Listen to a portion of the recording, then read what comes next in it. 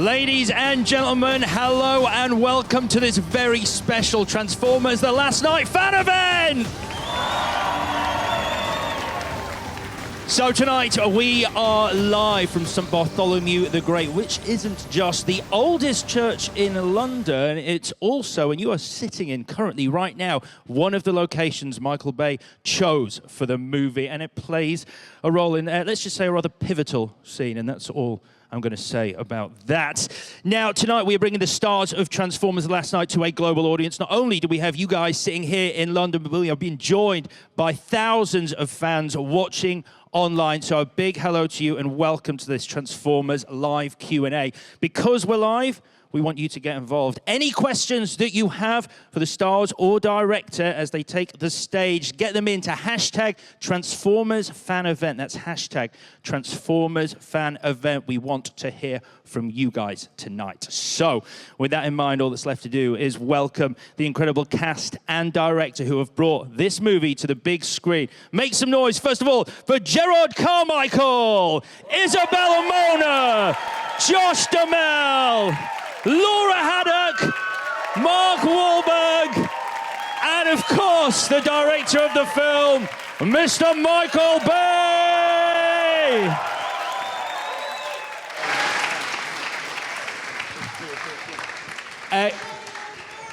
Guys, wonderful to have you here. Thank you very much for being here.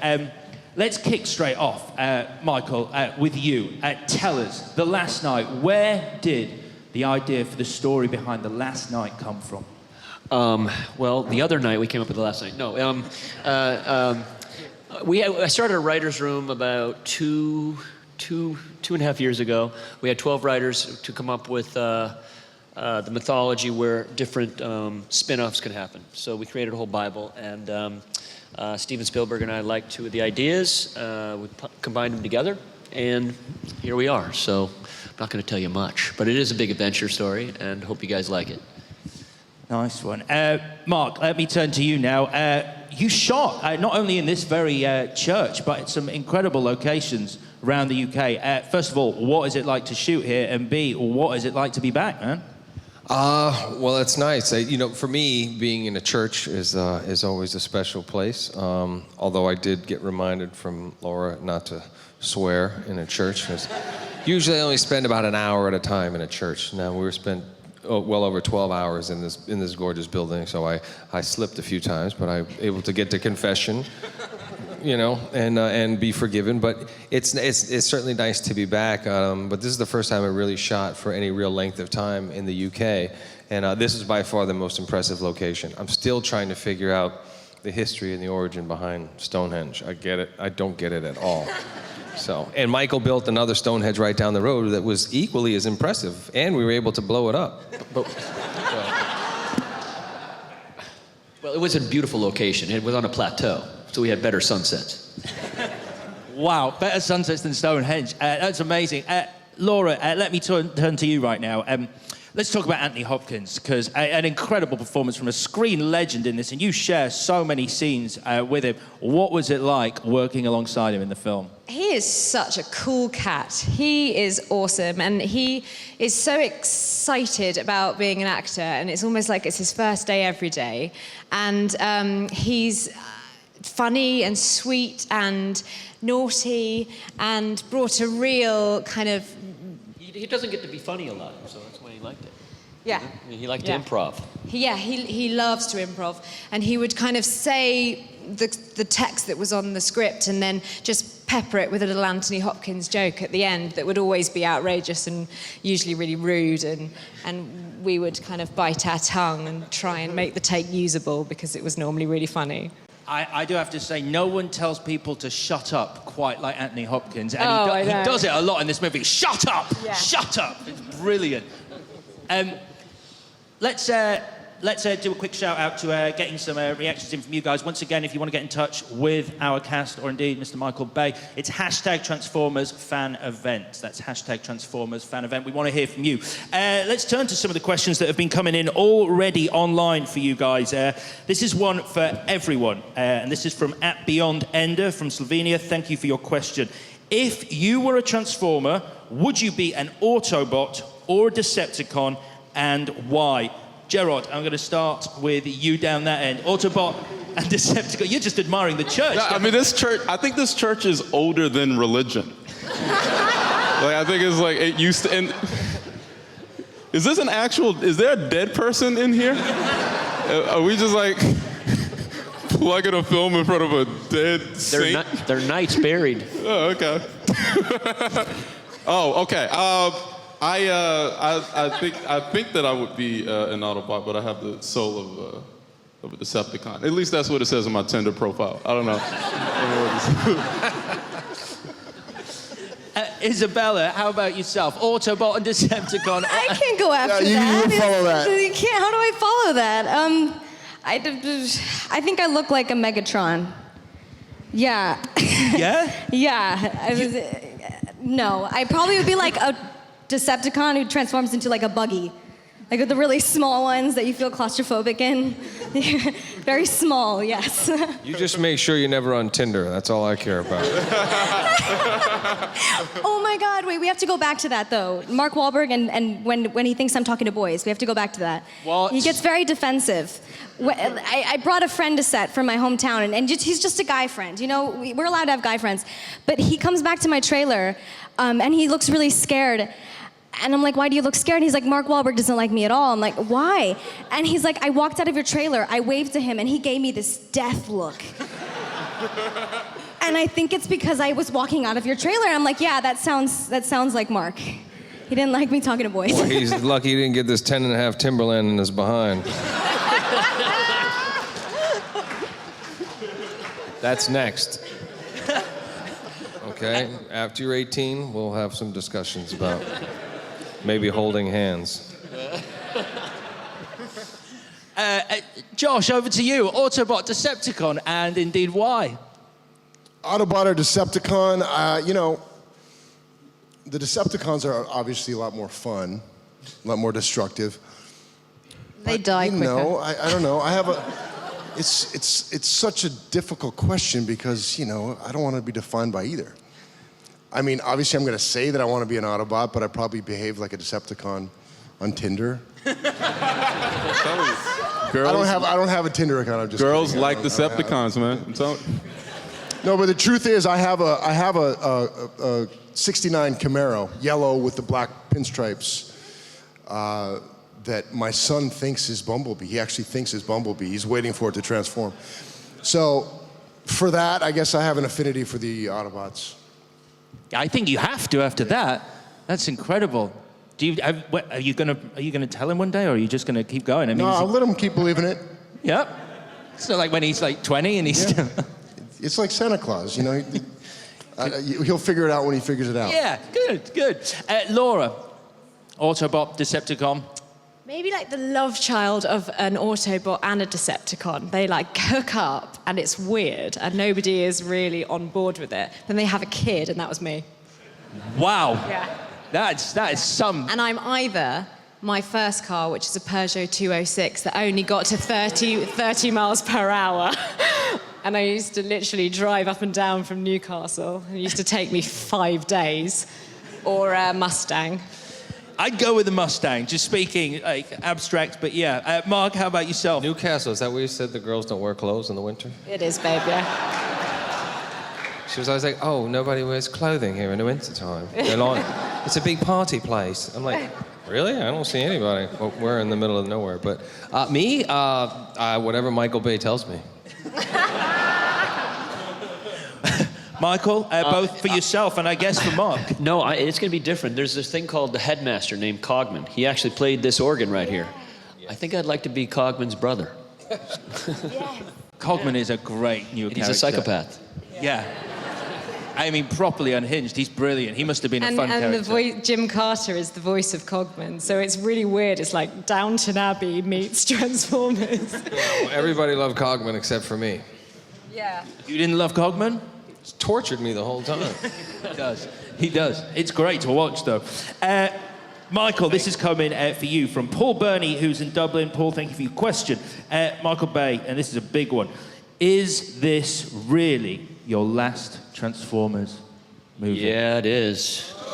It is. No, I just wanted to set this one up and leave it to, I don't know, someone else to take this beast on, you know? It's been a good run. You are way too young, all right? So you're 100% on that.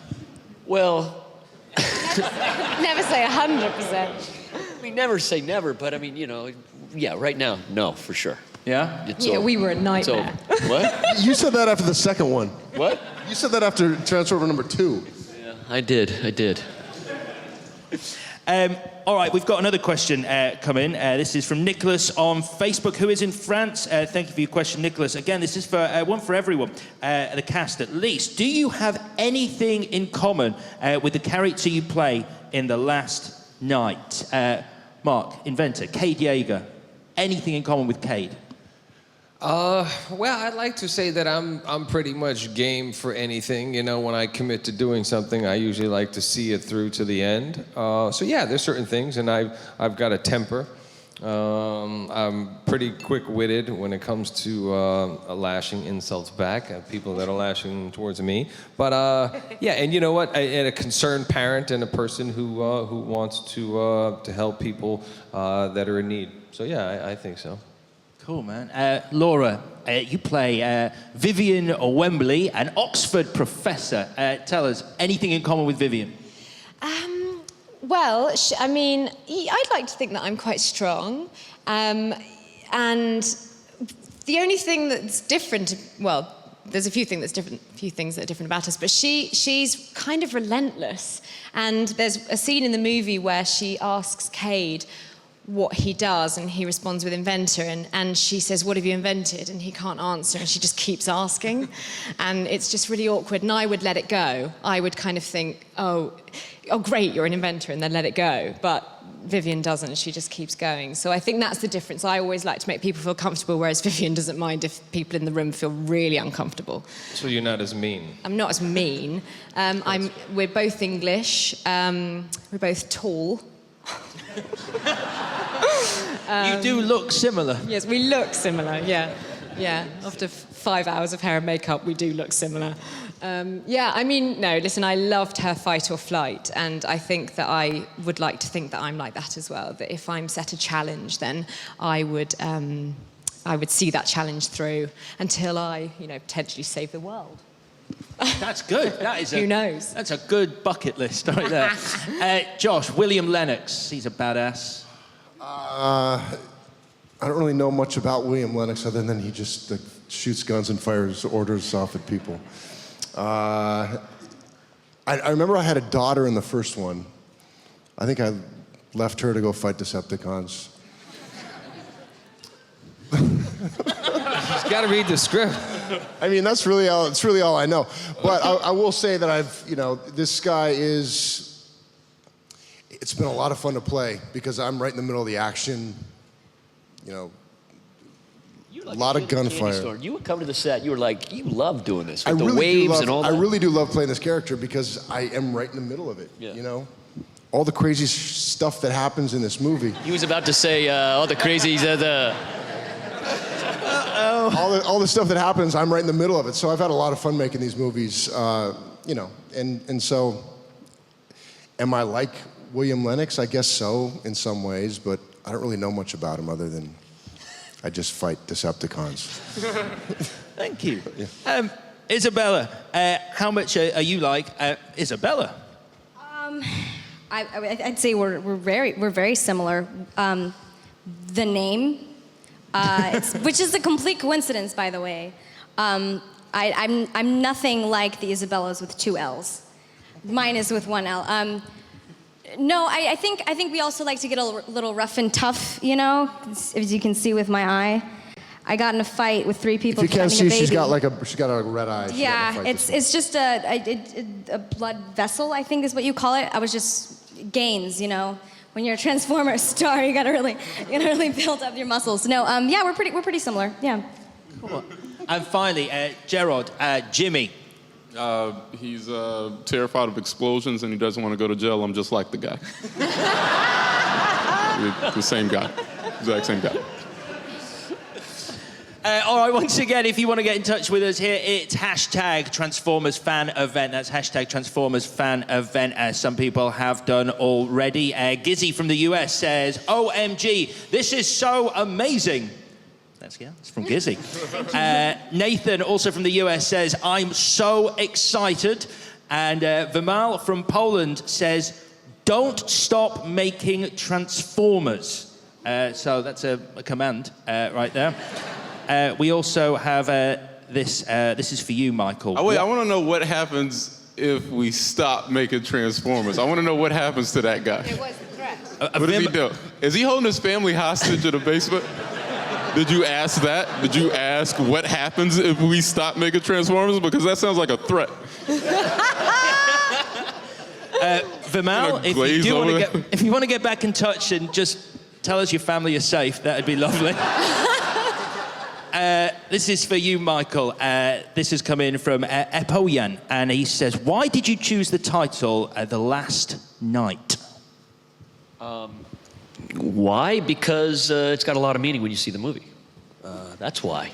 It's usually why you pick a title. You know? Good. And did he want it? Yeah, that's it. Do you know, I'm the only guy probably in the world that flew a drone in this building. You know? We had a camera on. Legally, or? It was illegal. It was illegal. I don't know, maybe that's why they killed this guy. He flew a drone and then... No, he's dead. And also, Michael, this is from Cross Arrow, who says, what was the process? You've already mentioned Cogman. What was the process when creating Cogman? His character is quite intriguing. I'd like to hear your thoughts on him. Well, Cogman is what they call Hasbro headmaster. He doesn't do it in this movie, but he can transform into and rip off a head of an Autobot or Decepticon and become that thing and run that robot body. That's really what he does. But Cogman actually is a butler for Sir Anthony in the movie. He's been working with the family for 900 years. And he can rip off but it's not in this film. Not in this film. But it's good. It's in the next one. He was supposed to, but we ran out of space to put it. And I ran out of money too, so I had to cut, you know. Okay, we've got another question now. This is for you, Mark. This is from Smoke Trail Prime, who's from here in the UK. Is that you? Are you Smoke Trail Prime? What's your name? Oh, hey, buddy. He's got a nice English, I think. Yeah. Hey, Brandon. How old are you? 17? Well, don't be looking her up in Tinder, okay? I actually approve. I approve. I select the dates and the boys, and I do the filtering, okay, in the process, and, you know, background checks, all that. You've been approved. Yeah. You thought you were just coming to a Q&A. Things have escalated fast. Meet me after the live stream, perhaps?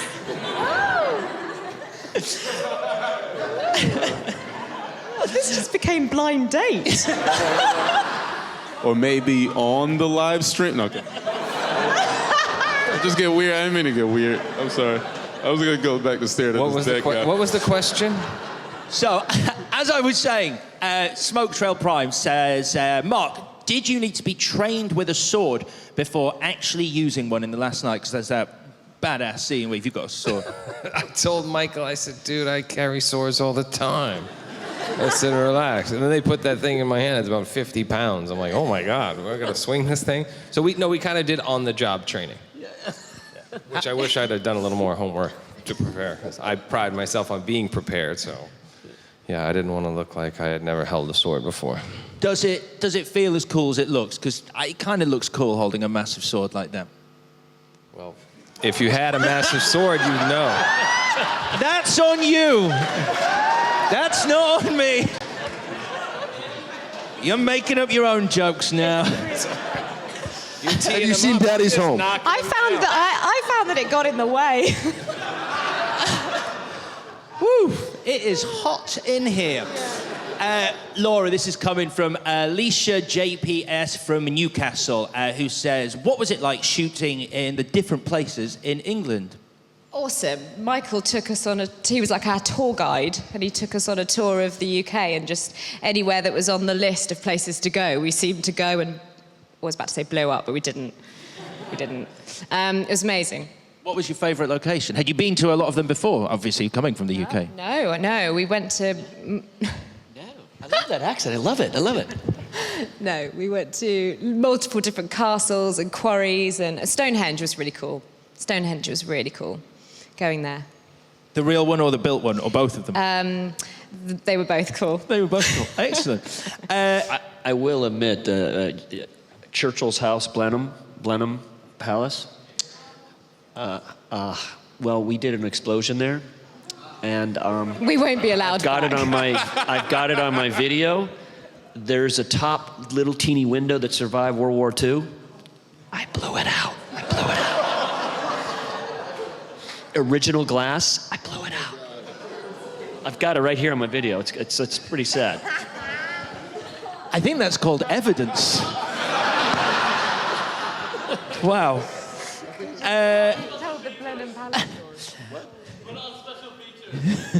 Put it on the special features. You're going to be visited by the special branch. There's a lot of Easter eggs. It's a basket in this movie. This is coming from Nuria Bennett, who's in Argentina. Nuria, thank you for your question. This is for Isabella. How was your first day on set? Sorry, I forgot there's a mic. I put out a fire within the first 5 minutes. And that kind of set the pace for the rest of the movie. Michael actually went up to me and asked me if I could use a fire extinguisher, and I was like, yeah, my dad's a firefighter. And then we were filming it, and I was putting it out, right? And he was like, okay, you're not in the shot yet, get closer. You're not in the shot yet, get closer. I was so close to it. I was like, if my dad was watching this right now. And just fun fact, we have tutors on set when you're a minor, and so I went through about 3 tutors. No. The third one stayed, but the first 2, I don't know where they are right now. They might be watching this live stream. I don't know. What happened to them? Okay, well, we were in Arizona. It was like 115 degrees. And then you had the cars in the junkyard that the sun was reflecting off the mirrors and the shields, and she went to the hospital because of just heat exhaustion. It's not funny. I don't know why you're laughing. So she went to the hospital for heat exhaustion, and then the next one, I don't know. I saw him for like a few days, and he never came back. But the third one, she stayed. She's great. She's a really cute dog. So what are you implying? It's not all glamorous in Hollywood. I thought maybe Michael had them. Oh, she's not short on words, right? Yeah.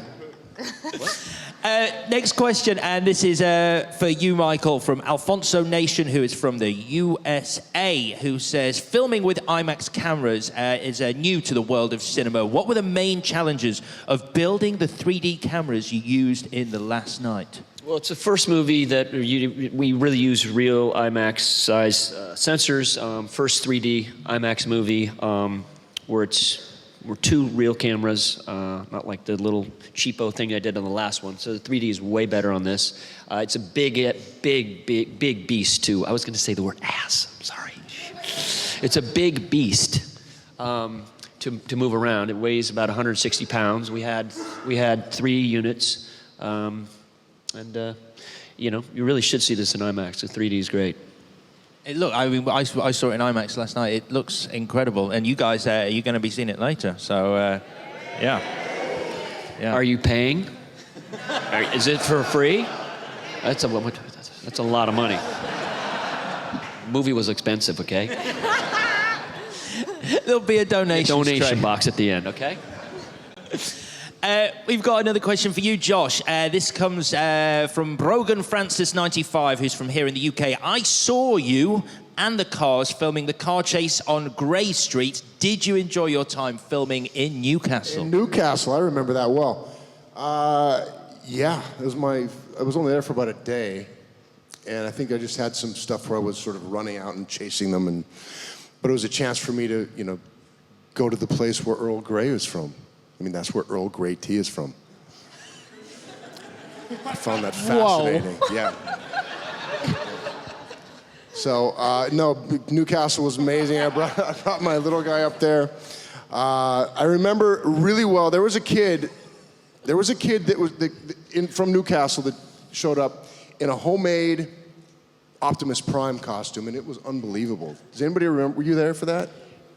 We cut the scene out. I want to break the news to you. We actually cut the scene out. Well, why am I talking about Newcastle? Send them.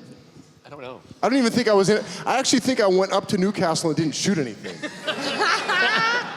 That happened a lot. But it was a beautiful city, and I got to see where Sir Earl Grey was from, so that was important. That's nice. That sort of balances out. You don't think about that when you think about a Transformers movie, visiting the home of Earl Grey tea. Is that really cut out of the movie? I made a 3-day trip to Newcastle and never made the movie?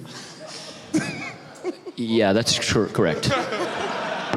You know, the ball bounces. Am I in this movie? Yes, you're in this movie.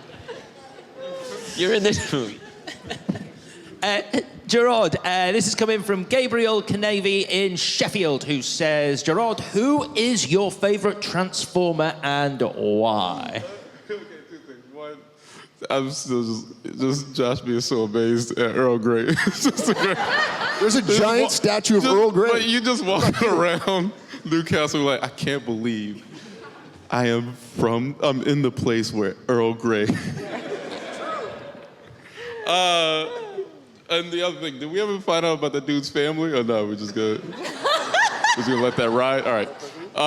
My favorite Transformer, not to sound cliche, I mean, Optimus Prime, it's really exciting, you know, watching how he evolves during the film, and you get chills watching him, you know, at the end is very exciting. So I would say Optimus.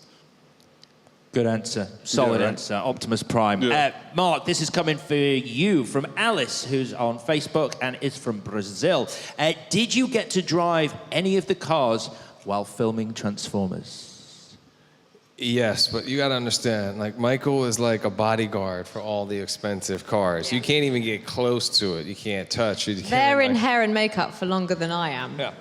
So if you're like, that's a long time. But I spent a lot of time driving B, and he'd never let me in the Bugattis or the Lambos. He's a good driver, though. We call him Wheelman. Wait, I have a question. What My happened? the truck was actually the best. It was not a Transformer. Sorry to cut you off, Izzy. I'll let you go on for a second. But the truck was the coolest thing. Cade's new truck is loaded up with firepower. It's not a Transformer, but it's pretty cool. That was one of the few times that I was like, you know what? I'd actually buy this and drive this around Beverly Hills, and so the cops would like pull me over. And you know. What happens to the cars after you use My house. Yeah, there's They're one at in my your house. hallway. I got 2 Bumblebees and I got Barricade. It's just that I'm getting my license soon, so I mean. Yeah, no. That's not happening. Is that why you're so protective of the cars? Because they're coming home? No, a lot of them are prototypes, seriously, and they look real, but they're expensive and delicate, you know, and fast. Did any of them get? Oh, what, have you seen my movies? Yeah. Yeah. We destroy cars. This is from Luca, who's in Mexico, and he asks on Facebook, and this is for Isabella and Laura. What was your favorite part of playing such strong female characters? I'll start with you, Isabella. Okay. I mean, I gotta say, when it comes to strong female character, I think that I like that any strong male character would do the same. You know, just go straight into battle, you know, head first. I mean, our characters were fighting with the Navy SEALs. We were doing the same stuff, fighting for the same cause. And I think that's all that there is to be said. I mean, just equality, man. Laura? Agreed, gender neutral. What I was doing, Mark was doing, and what Mark was doing, I was doing. I was sometimes doing it backwards and in heels. So, right?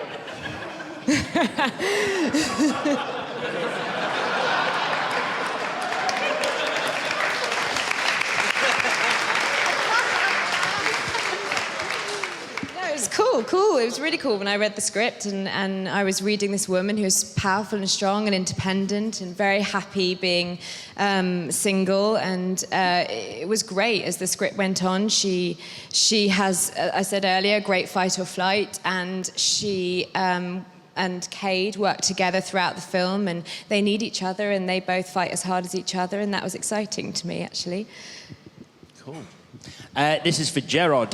Jerrod, this is from Hulkbuster44 from the US. I'm not going to answer the question. Hulkbuster? The 44th Hulkbuster. Look, I know what I said about the last guy, but this guy definitely has his family tied up in the basement. Hulkbuster. He says, or she says, what was the funniest moment you experienced while filming Transformers The Last Night? I'm trying to think the funniest moment. Well, the funniest moment I did experience is Josh being amazed at Earl Grey. That's the one that I wish I would have seen. I hate that I missed that. Oh my God, just him being like, I can't believe this is Earl Grey. I really enjoyed watching you run up a mountain for the 25th time and trying to get lines out, but actually being 99% dead. Oh, I was like exhausted, and like Michael just yells like, all right, I need you to start from back there, and need you and run like just like a mile, at least what felt like a mile, and then he's like, all right, that was good, let's do it again, and I'm just like exhausted. I'm like, Michael, did that make the movie? Yes, it did. Oh, thank you. Yes, it did. Oh, thank God. Josh, this is for you from Lynn, who's got in touch on Facebook, and she's from Canada. Being in 4 of the 5 films, Josh, how has your character changed?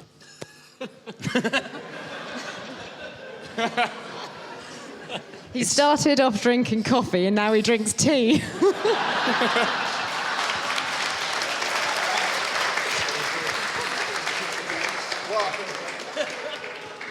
Typically in a movie like this, when you've done the whole franchise, the character develops as you go. I had a baby in the first one. A baby that I was missing, that I was away from at war. And we never talked about her again. 5 movies later, we have no idea what happened to my baby. What if I'm Maybe the it's baby? my baby. What if... You're supposed to create your own backstory. You're supposed to have this long, elaborate story of how the baby is now... I got a whole backstory. It just, Share. It got cut from the movie. Does that answer your question? Yeah, it does. I mean, yeah. Where do you think the baby is? Do I sound bitter? No. A little. Not at all. This is coming. Not yet. It's this. I can read it. It doesn't make a whole lot of sense because it's 3 emojis in a row, which don't come up on this iPad. So it's from Mark Everett, who goes, "This stream is fire emoji, fire emoji, fire emoji," which I'm just going to go ahead and assume is great. Oh, that's what's up. I like that guy. So, this is for you, Michael. We have to finish the Q&A talking about the newest star in the movie, which is, of course, Freya. Tell us a little bit about Freya and who Freya is a dog. I'm a huge dog lover, and I saw a news article that was over here when I was in the States, reading at night, and I'm like, it was the loneliest dog in all of England. And they had 18,000 people come visit this dog. The dog, it was a pit bull, 6 years old, had epilepsy. She's cute, but no one wanted her. So I decided to call the kennel where the dog was going to stay, and I said, let's just give this dog a part in Transformers. And it made every talk show here. It made it to the States even. And the dog was adopted by this nice gentleman, and the deal was he adopted the dog, and the dog acted in the movie with Anthony Hopkins. And Anthony Hopkins, the dog was fantastic, all right? And Tony, we call him Tony. Tony loved the dog, and so working with an Oscar-winning actor. It's a good story, huh? Huh? It's a beautiful story, and what's very exciting is on Sunday at the... The dog died, though. No, What? I'm kidding. I'm kidding. I'm kidding. I'm kidding. You're not kidding.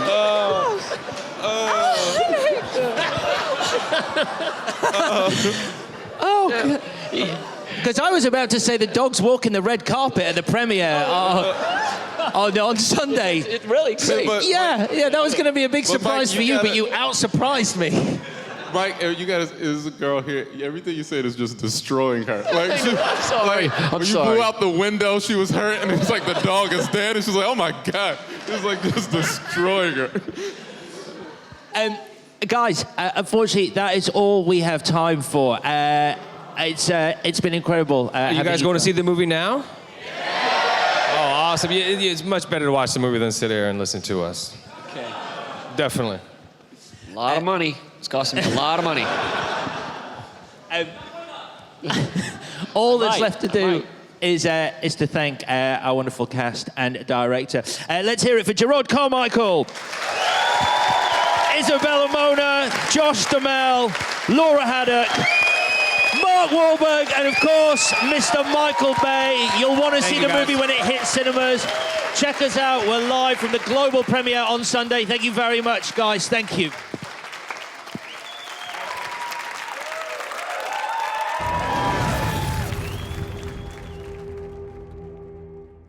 Ladies and gentlemen, you're watching Hey You Guys! Hey You Guys, huh? Hey You Guys. Is that from the Goonies? It is indeed, yes. Nice. Hey,